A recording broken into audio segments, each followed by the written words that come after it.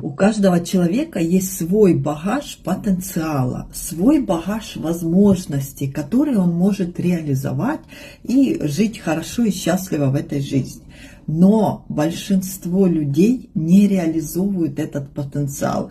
Большинство людей упускают шансы из-за своего страха, неуверенности, неумения брать ответственность. Очень много людей боятся брать ответственность, не идут на должность больше, не открывают что-то, потому что они боятся брать ответственность. Много людей сидят на одном месте по 30 лет, и им не нравится, но они сидят и терпят только потому, что это место безопасное. Он ни за что не несет ответственность, не отвечает ни за что, и ему так комфортно.